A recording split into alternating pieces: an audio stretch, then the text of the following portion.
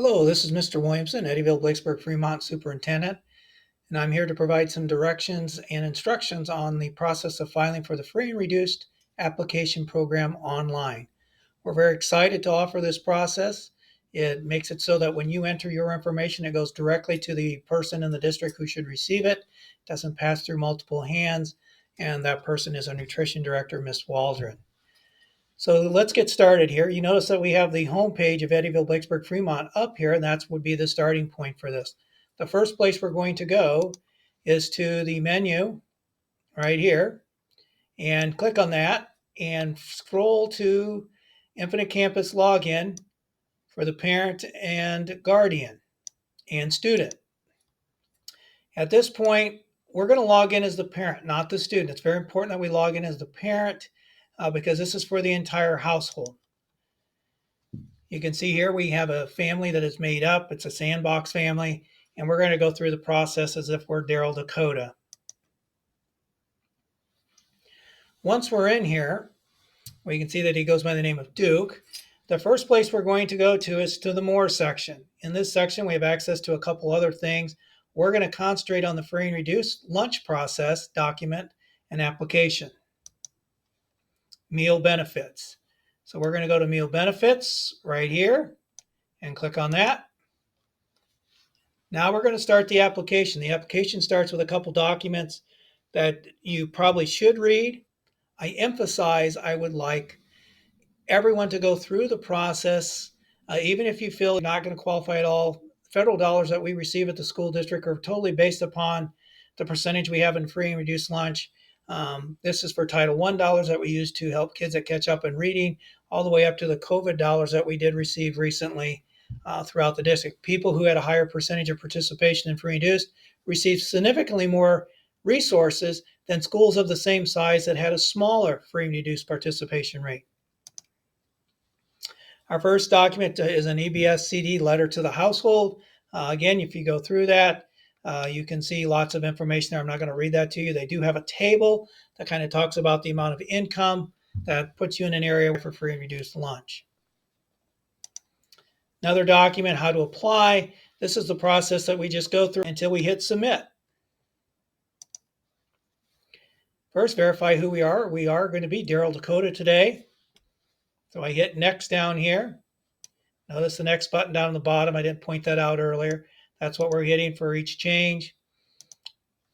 We can see here that Daryl Dakota is the signer of this household application. Currently, there's one student entered in 7th grade. He is a household member. I'm going to click that. Also have another member. Maybe we had a cousin move in. I would enter that information. Student is currently enrolled. Entering that information there, I'm going to enter Dakota. Dennis. No suffix. You can add all those things if you'd like. Gender, we're going to put him as male.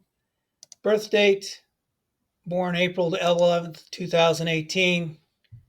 Enter the school. I'm going to pick EEAC, that's Eddyville Elementary. BAC is Blacksburg Daycare.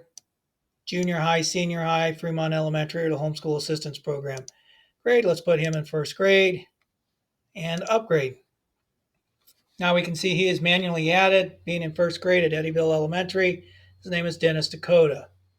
If he's no longer living in the household, you can delete the person. Next.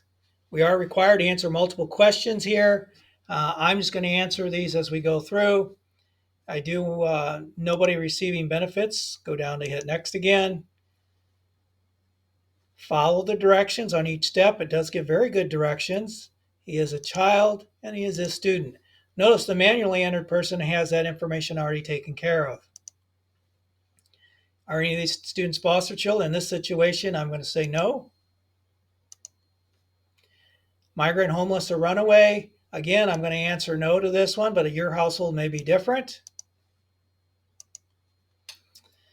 Now it's about income. A couple things I would note here is you can select no income or add income. I'm going to add income of the household. I'm going to say all of our income comes from work. This person, we're going to say, brings $500 home on a weekly basis. Again, it gives a frequency. It's very important that you match up the amount with the frequency that it is occurring. no welfare, no pension, retirement, or all other income. So I'm going to hit update. This one is very interesting for child income. If you hit the frequency bar here and you enter something, you have to have an amount other than 0 over here. So if your child is not actually bringing home any income, don't hit anything at that point in time. Just hit next. Puts us into the next thing. We were going to agree with this. I am in agreement with the stuff I have here for the data. If I don't, I go back and re-enter it. Now it's about, do you want to share some of this information with other people? That is a personal choice by the family members. I'm actually going to go through and just hit yes for all of these.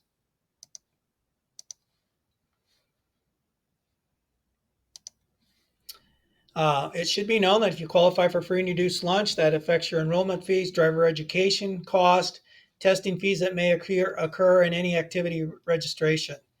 And I would like that information shared with people so that they know it. The next thing is it asks for the last 4 digits of your social security number. I am just going to enter a made-up one of 999. I don't have a response here. I could say I'm not Hispanic or Latino, and I can come over and check white. I give authorization. I agree to this. And then I would be submitting. Sign. So now I've got a signature, submittal. We are told here that we should be told in a certain period of time when we know our outcome. And I will go to Ms. Waldron if you have any questions. Notice information is right here of who to contact, Tara Waldron, not the superintendent. The only person who receives this information is Ms. Waldron. Thank you for participating in the video today.